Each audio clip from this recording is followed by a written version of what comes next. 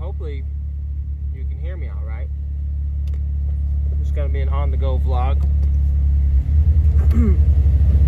where I'm munching some nuts. These nuts.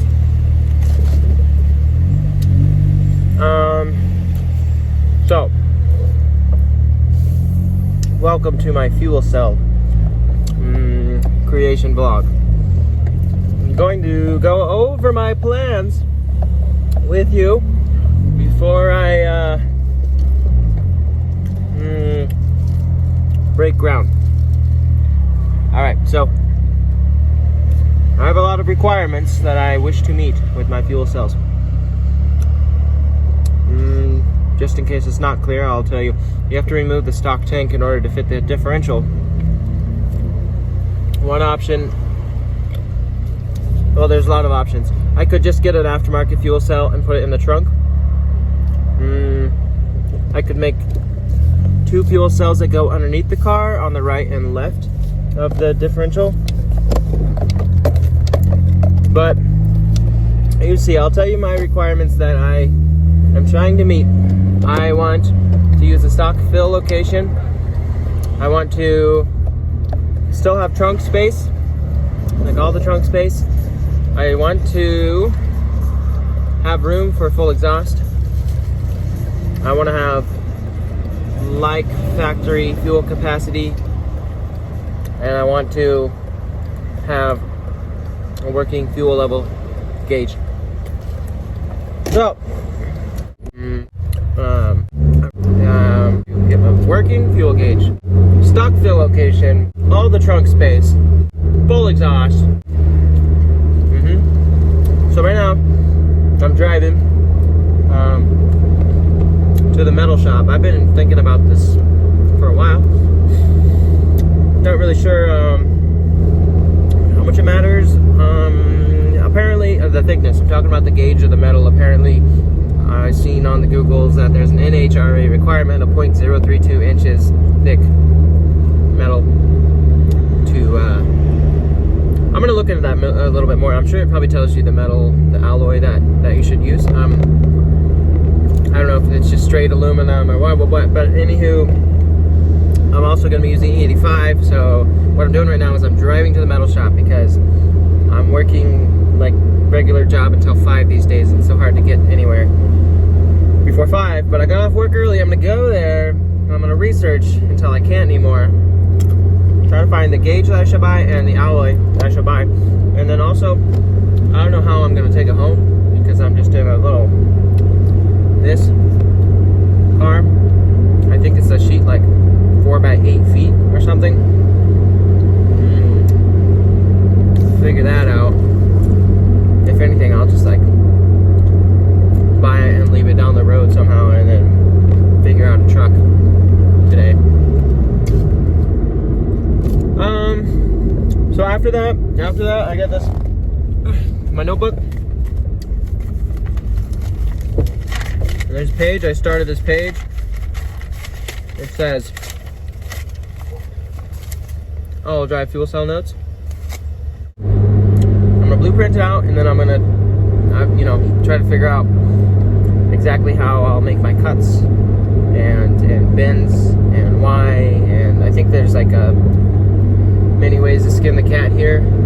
It's gonna be a good learning experience. I've got this acquaintance that I met. He has a metal bender, so he'll let me use it. I still need to get like filler rod for my welder. Need to get a tungsten sharpener. Need to get a mask. I'm a real novice fabricator. Look at this. By chance, look at this. Look at this. That thing got a VTEC? That got a VTEC? Oh, fuck. So I'm at this place called Coeur d'Alene Metals. And anyways, I just bought some sheet of aluminum. It's 4 by 10 feet, and it will not fit in there. But they're closing, and I work on the weekdays, so I just bought it. It was like $160 that I didn't really want to spend, but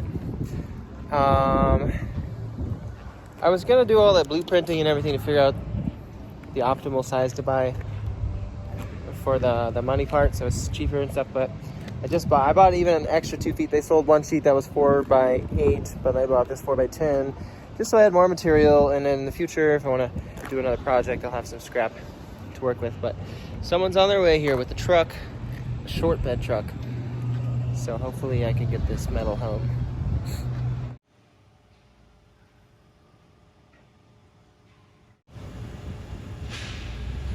There she is.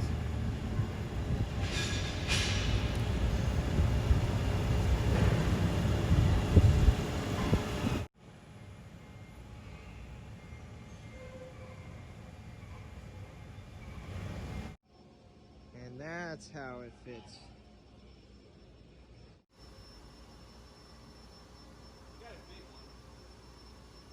Me too. Hi again. Okay, so this is the fuel cell making vlog. So part 2 maybe. All right. I don't have a shop where I'm at. I got my garage, but like my car's in there jacked up, so I was trying to make do. I was gonna TIG weld outside, but you know, I don't even got a welding table, and you're not supposed to TIG weld outside, I believe, because the wind flow will mess up with the argon. Without a welding table, I can't really use my pedal, so I just messed around right here a little bit, and I decided, screw this, I have to just figure out a better spot. So this is my tungsten sharpener. That worked out. That's probably what I'm gonna do again, because I don't have a grinding wheel. I put the tungsten in the drill and then sharpen it on this, and here's my ground to my vise, which is bolted to my welding table, which then I had it resting here. It's, you know, not the super best situation, but and I just started welding because instead of like obsessing over all the settings and everything, I figured I'd get started and then figure out what the heck after. And so I didn't even like really sharpen it. It balled up immediately for some reason, and I just kept going. I was just messing around. Like, I'm melting that tungsten down. I think I got this so hot that I chipped it or what, I don't know. Super jank setup, so I'm done. I only tried this for like not very long. Oh, how about this? There's that metal. So I'm done with this. I'm packing up. I figured out a shop that I can borrow, but I have to get this sheet of metal there, so getting that here, obviously I had to borrow a truck to get here. What I'm gonna do is figure out the blueprint for the metals, like if I'm going to bend, which I do intend to bend, where how long it needs to be before, you know, bend lines and all that, so that way I can cut out smaller pieces of my fuel cells and bring them to the shop where I'm gonna do the stuff. Today it might be just practicing TIG welding, seeing how that went, but I think in the shop with a metal table and the chair and a foot pedal and no wind and nice music and good lighting, I'll be able to focus a lot better. So here we go. Let me load this stuff up into my Acura RS. Okay, so we're just doing some backyard fabrication. Literally. Here. So I'm gonna do there's give and take everywhere. I'm gonna do a tank, 2 tanks down low with just enough room for the exhaust to get through. Also, the exhaust is gonna be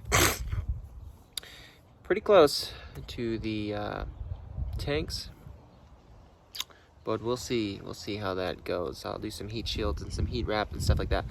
So I've been just kind of trying to figure this out, how exactly to cut the sheet so that I can transport it, and also just trying to get it figured out so it's ready to be done.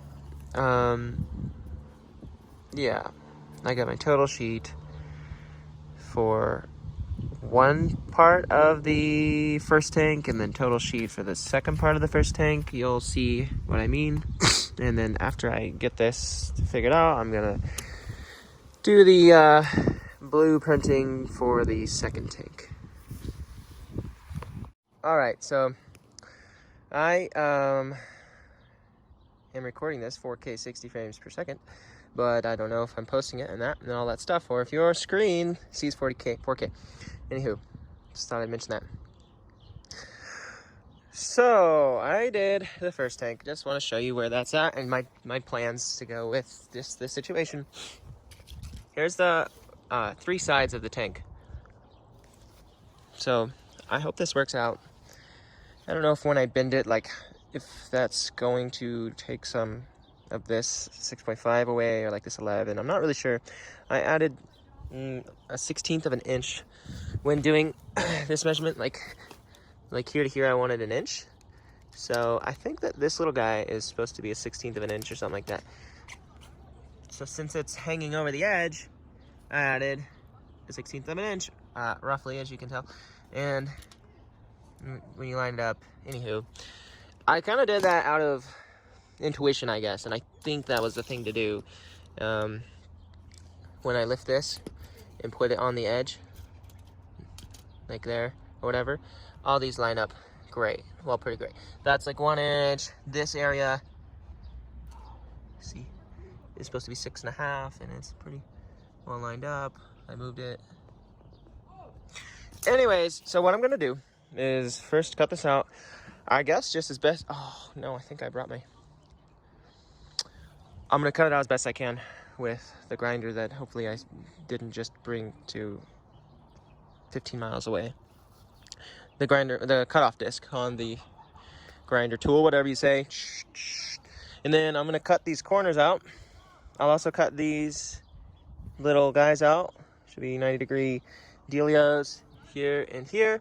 And then the plan from there will be to bend this whole side 90 degrees from this sheet, and the same here and here and here. So then after that, I will go and bend it up like this. Well, let me mention, when I bend this, it's gonna come up, and when I bend this, it'll come up. And then the reason why I cut this out is so that it's gonna just make a line here that can be welded, and they should be pretty flush. And then the same thing with this. Once I fold this up,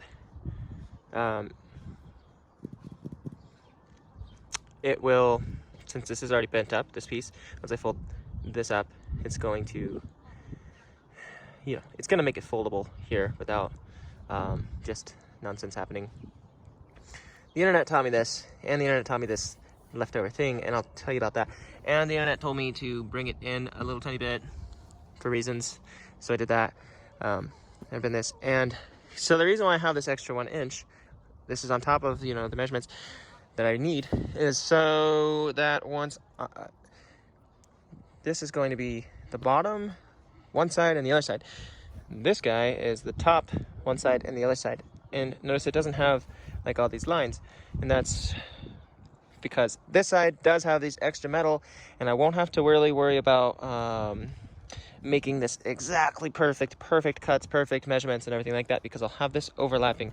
You shall see, I shall see. So now that this is done, before cutting this sheet, I'm going to go and do the blueprint for my other tank, which is a slightly different dimension, and that's so that I have room for the exhaust. I will show you that. That one's going to be 15 by 12 by 6.5. All right, now this side is done.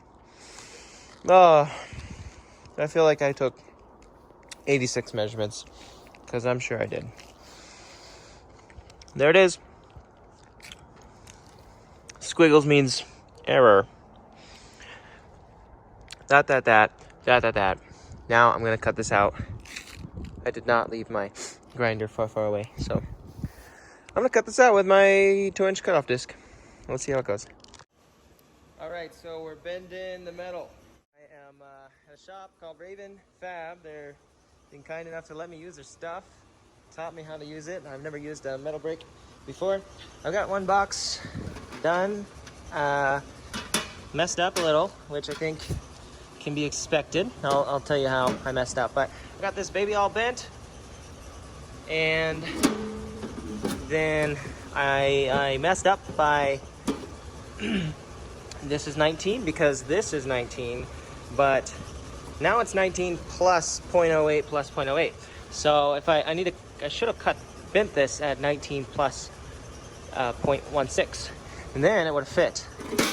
Anyway, since it didn't, I chopped it off, and I luckily brought a little scrap with me, just a tiny bit. And this is what I'm gonna do. So that the gap won't be that big, but this should fix it. Got one extra weld there. Anyway, one extra weld here. So that's my driver's side box. There's the passenger side. So I'm gonna cut these things out and then get on that again. I'll be back.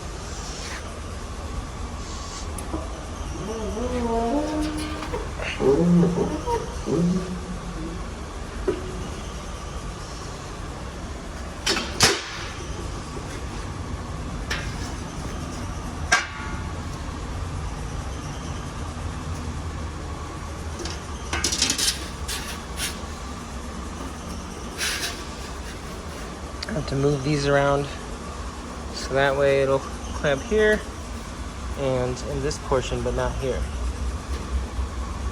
So this is what I mean.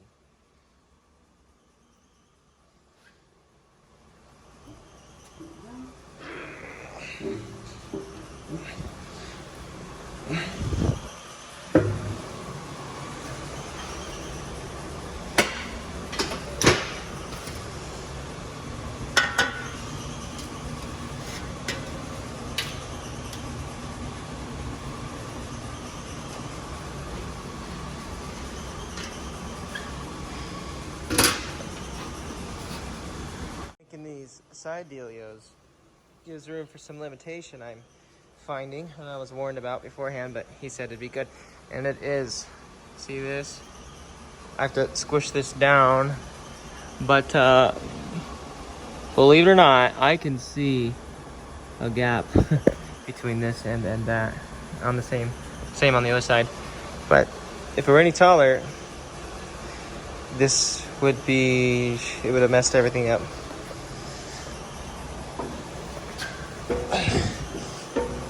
Don't ask me what that nasty shit is. I don't know what that is.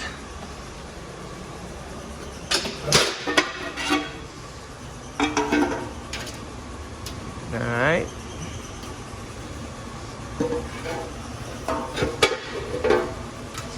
Now for the other side.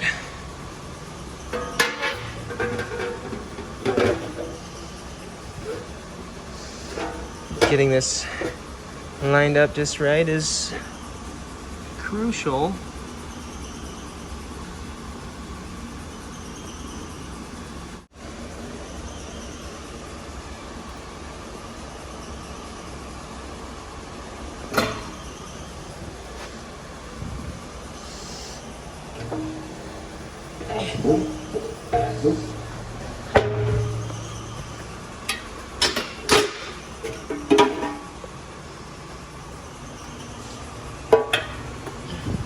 Okay. Now I gotta add 0.16 inches to the line on either side. Oh, that didn't quite work. I mean, I bent this one just under as well, but I think I might be able to manhandle this one into doing what I want. And that's just tucked in because I need to get this bent out right on both sides. But yeah, so I learned a little bit. Need to add even more to this run if I'm doing this style of box. But anywho, got my box. Needs welded. Should do. That one should do. So I'm gonna weld them up. And then start cutting holes in them. Oh, I guess actually I'm going to design the baffling, something to go around the fuel pump so that when I go around the corner, I don't starve my pump. But so there's that. If I need to do a round 2, then I'll do a round 2 at making them better. But yeah, I'll just give you a visual of the side by side. Let me scratch. Rough visual of the driver's side and the passenger side. Passenger side shorter so that the exhaust can snake around. You'll see. If I had even more scrap, I would just bend a piece like this one without cutting that, just in case it didn't work. But I don't have more with me, and I think it'll be all right.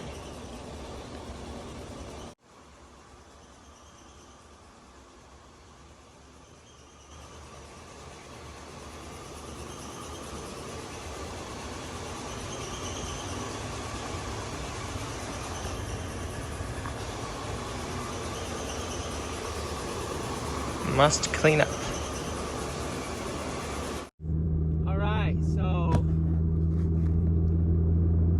okay, so you already saw I got my metal bent. I'm super excited.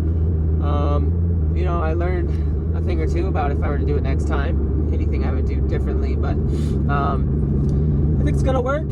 And there's a fellow there that is a full-time auto fabricator, and I kind of ran through my whole plan with him, and he said it all sounded like a good idea. Right now, I don't think I've told you my plan, so I'm just gonna tell you. So when you're filling the tank, right? I'm gonna use a stock filler, and it's going to fill the driver's side tank, and then the passenger side tank will need to be filled too. And I could run just a hose from the bottom of the driver's side to the bottom of the passenger side, but the hose would have to be very large. And in order for when I'm filling the tank, the driver's tank would have to equalize the passenger tank at a very fast rate, otherwise or at least at a rate which is equal to the gas filler nozzle.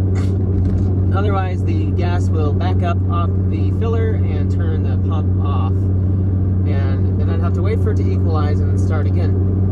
So I think that I would need a very large hose. I'm not sure, I haven't done the math on all that. That would take some work. But what I'm going to do, I'm going to get these boxes welded up, and then I'm going to put them in place underneath the car.